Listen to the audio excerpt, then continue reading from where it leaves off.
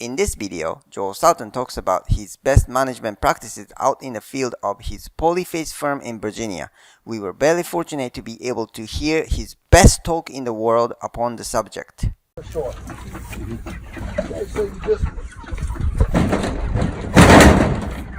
slip the dolly under.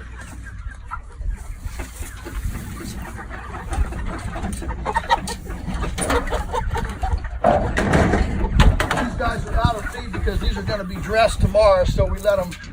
We want them to clean out their GI tracts and their crops and their gizzard and everything before we go and dress them. That's all we don't have to feed.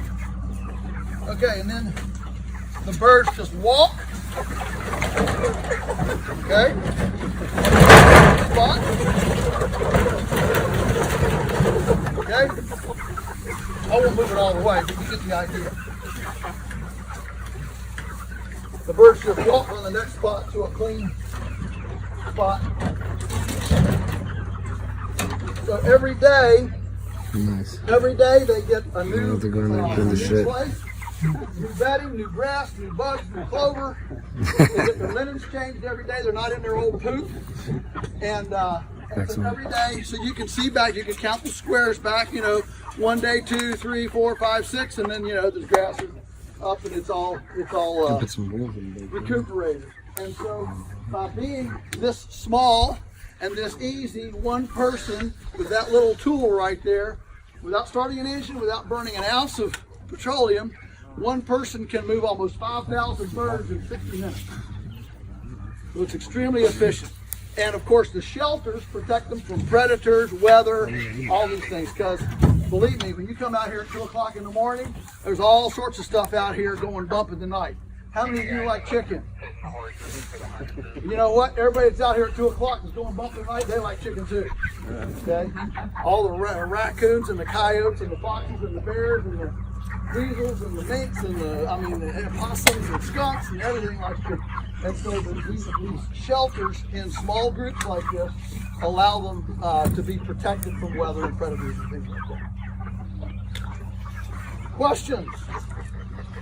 Or the manure handling ground that they presented as if this is some sort of a standalone footprint. Well, it ain't. Okay, it depends on square miles of stuff coming in. So all we've done is we haven't changed that ratio. All we've done is taken the factory house out of it, put the birds out here in the fresh air, sunshine, green grass. Yes, we've changed the diet, we've changed the exercise. There's no flies, there's no odor. Okay, you can do this in your backyard. So we I don't want to minimize the changes, but as far as the amount of land to grow a chicken, that has not changed. The difference is we just don't have the house, and so they're out on the land rather than so can we do it? Absolutely. We can do this on all the wheat and all the corn and all everything that grows and goes into them. What you do is you simply democratize the chickens rather than centralizing the chickens. Okay, so you spread them out across the land, and suddenly then, instead of the manure mountains being an environmental liability, the manure becomes an asset for the land. So you close that cycle. And you don't even have to haul it anywhere or have tractors or machines to haul it because the chickens have already spread it themselves. So there's no concrete, there's no fence, there's no buildings, there's no nothing. And so there's no question but what every single chicken produced in the world can be produced this way without using one single bit of extra land that is currently used in the whole system. Okay? Good. Yes? How do you send them to market? What's your quantity of material? Yeah, so they're in the brooder for 2 to 3 weeks, and sometime in their second week they come out, and they're out here then for 5, so they're roughly 8 weeks old, and we process them right here on the farm, and we sell. Our market is we have the farm store there that you're welcome to go in when we're done with the tour. At the farm store, it's about 20% of our sales. About 35% of our sales are restaurants, 35% of our sales are metropolitan buying clubs, which are drop points, and then 10% is everything else. There's some institutions. We service a VA hospital down in Richmond, and now we're starting to ship, and we're working with Ty on this new endeavor that I'm sure he's you're familiar with, and so that that will continue to come back as well. So that mix, what I'm saying is, in 2 years, that mix may change depending on if Ty goes bankrupt or if he's successful. And either one of those is possible. I mean, you start something, and it may be that in a year you say, we shouldn't have done this, or we've got to step back and retreat. I mean, sometimes retreat is better than suicide. So we'll see how it goes. The market is extremely fluid right now. It's we've watched it here. Teresa and I built the business, 30 years ago, back 40 years ago. It's getting long. And we built it with a slide carousel going to Kiwanis, Rotary, and Ruritan clubs in the area. For here's how we heal the planet with livestock. And if you're interested, sign up.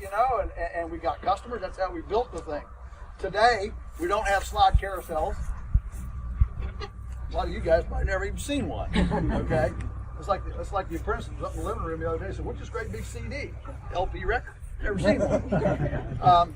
And we certainly don't have those local philanthropic organizations anymore. They're all a bunch of 85-year-old geezers and 6 guys, and there's nobody there. And so that community conversation about what do we eat, where do we go, how do we live. That conversation is not happening at Kiwanis, Rotary, and Ruritan at the Moose Club anymore. It's happening on the internet, and so that's where we've got to go. But that's not our generation. So we have to get young people that do. I'm still in the flip phone era. Okay, it takes a while for those things to get to swope. So maybe one more question. We're gonna go. Yeah. You say based off phenotype. Well, how do you get your phenotype? Do you guys raise your own chickens from hatch? No. These chicks are coming from a hatchery. So these are the same genetics as a Tyson chicken. Okay. They start the same. I mean, they're the same egg, same genetics. Do you hatch them, or you buy the chicks? No, we buy the chick. What do you pay for a chick? $1.20. And then when you're all said and done, what do they sell for? By the pound? Yeah, sell them by the pound. Mm-hmm. And that's market rate, obviously. Or is that? What's our market? So your market's always obviously way higher because it's, grass fed, right? Okay, so we get GMO-free grain. So our grain is almost double what Tyson pays for their grain because it's local and it's GMO-free. It's not coming in a shipping container with a UN subsidy from Uruguay. Okay, these are critical things to understand. When people talk about price, these are all parts of things. The Netherlands right now, is taxing their people to spend $4 billion to fill the grain cargo ships from Paraguay and Uruguay with dehydrated poop from the Netherlands. The Netherlands turn into a toilet bowl. The whole place smells like a sewer. And so they're now shipping dehydrated poop back to Paraguay and Uruguay. Talk about carbon footprints and inefficiency. This is incredible inefficiency. But it's enabled because we do not have an accounting system. We do not have an accounting system in Western culture that puts a value on destruction of the commons. The commons is the resource base that was here before us, and hopefully will be here: air, soil, water. We could even include their, community social equity and intellectual capacity and all that. That's all part of the commons. And we do, if I go out here and pollute the river, that actually goes in as a positive gross domestic product because the cost of labor to clean it up and machinery to clean it up adds to the GDP. You cannot have a regenerative society when building jails is an asset, and when polluting the water is an asset. So what we have is a completely fraudulent accounting system in our food and farming sector that creates a perception that isn't there. And the truth is, if we're gonna actually have a food system that grows soil, grows nutrition, we should consider building a hospital. That should be a national liability. We should have a society that doesn't need a hospital, or half of what we have. Okay, there are places where as a society we like to be number one. We like to have the best, gymnastics team. We like to have the best tennis player. We like to have the best. The place to be number one in the world is not per capita expenditure on healthcare, infertility in young people, non-infectious morbidity. We lead the world in the 5 leading causes of non-infectious morbidity. Go down. Those are not. We incarcerate more people per capita than any other country in the world. Maybe it's because we have 75% of the world's lawyers. Okay. It gives you pause. I write books to encourage farmers. It gives you pause to realize I wrote a book, You Can Farm, and it gives you pause to realize I would have had twice as many possible buyers for the book if I'd have written You Can Be a Successful Inmate.